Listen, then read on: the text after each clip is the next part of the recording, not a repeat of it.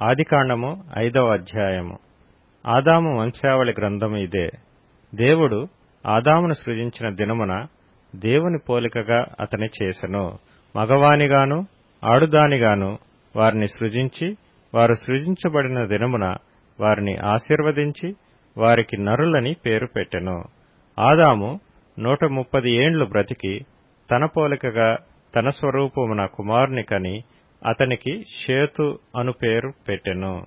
షేతును కనిన తరువాత ఆదాము బ్రతికిన దినములు 800 ఏండ్లు.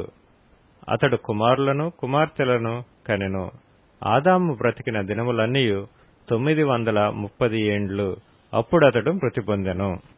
షేతు 105 ఏండ్లు బ్రతికి ఎనోషును కనెను.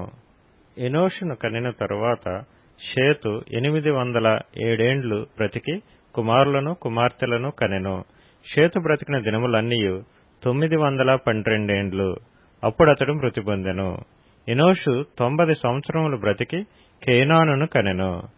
కేనానును కనిన తరువాత ఎనోషు 815 ఏండ్లు బ్రతికి కుమారులను కుమార్తెలను కనెను.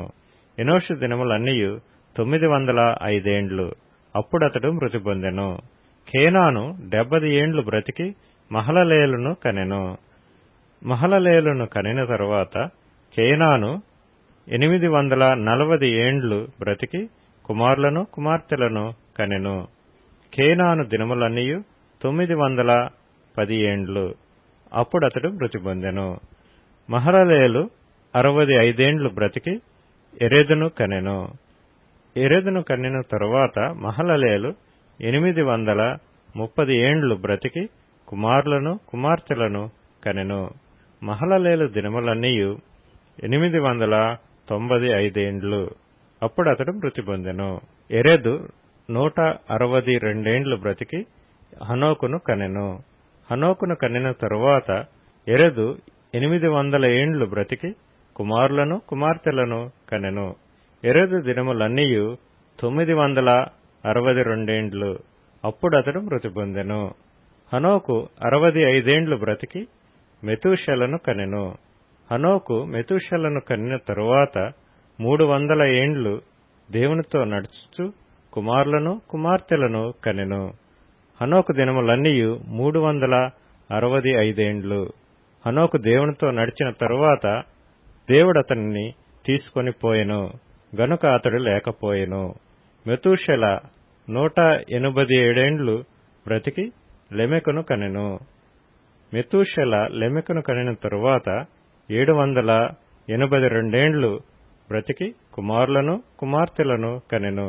మెతూషెల దినములన్నీయు 969 ఏండ్లు. అప్పుడతడు మృతి పొందెను.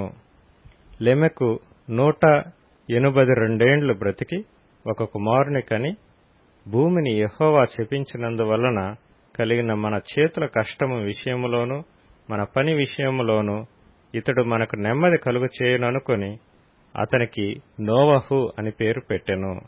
లెమెకు నోవహును కనిన తరువాత 995 ఏండ్లు బ్రతికి కుమారులను కుమార్తెలను కనెను. లెమెకు దినములన్నీయు 777 ఏండ్లు. అప్పుడతడు మృతి పొందెను. నోవహు 500 ఏండ్లు గలవాడై షేమును హామును యాపెతును కనెను.